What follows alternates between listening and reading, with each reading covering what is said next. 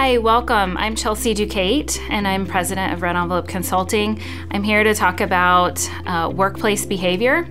So it's a fact that people in the workplace don't always display the best behavior toward one another. But when does that behavior cross the line? Or at what point do remarks or actions become legal violations or even crimes? As a manager broker with real estate professionals under your umbrella, even though they aren't employees but yet independent contractors, they're also subject to rules of appropriate behavior in the workplace. So while you make your own hours, you set your own listings, and you enjoy the rewards of your hard work, but did you realize that you're also subject to the rules of appropriate behavior in the workplace? This really includes the broker's office with which you are affiliated and the properties you list or show. Here are some recommendations and options available. So the first recommendation I have is to create a separate document that contains the policies that protect your company. So it doesn't have to be a full employee handbook, but just a list of those employment policies or general workplace policies that you would give anybody that works in your office. The second recommendation I have is including a clause in your independent contractor agreement that references that policy document.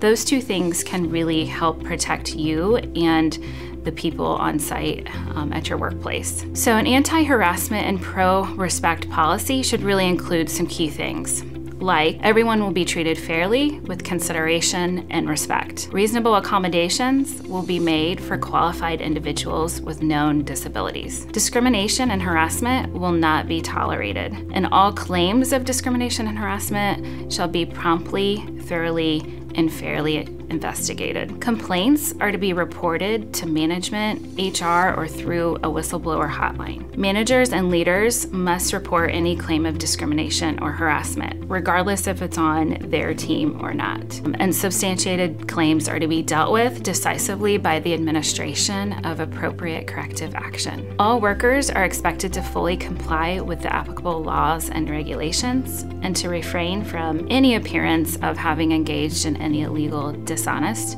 or unethical conduct. Reporting concerns and ensuring that all parties feel like they have a path for reporting anonymously is really important. So if you don't have a whistleblower option, it can help to have an open door policy or even a grievance map so that your workers feel like they know who to go to for what. So next we're going to talk about intent versus impact. We are all accountable for both the intent behind our behavior as well as the impact.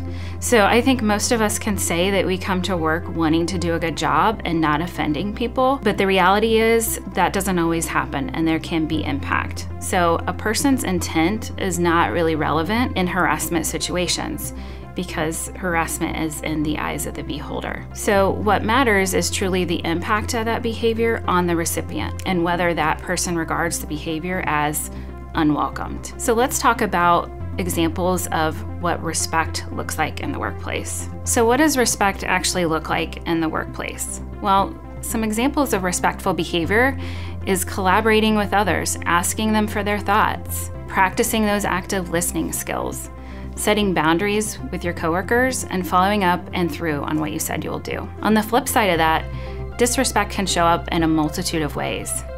One of those being gossiping about others. Did you know that that's disrespectful? Or lying, or even raising your voice, speaking in hostile tones, acting inappropriately, or even demeaning a colleague. So how can you support a positive place to work? The first thing you can do is take a stand against inappropriate behavior.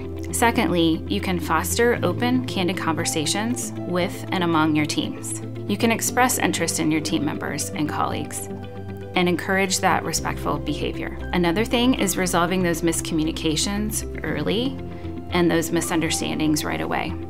And when you're unsure, make sure you ask for help. If you'd like more information, or if you'd like to speak with a human resources professional, feel free to contact us at hr@redenvelope.consulting.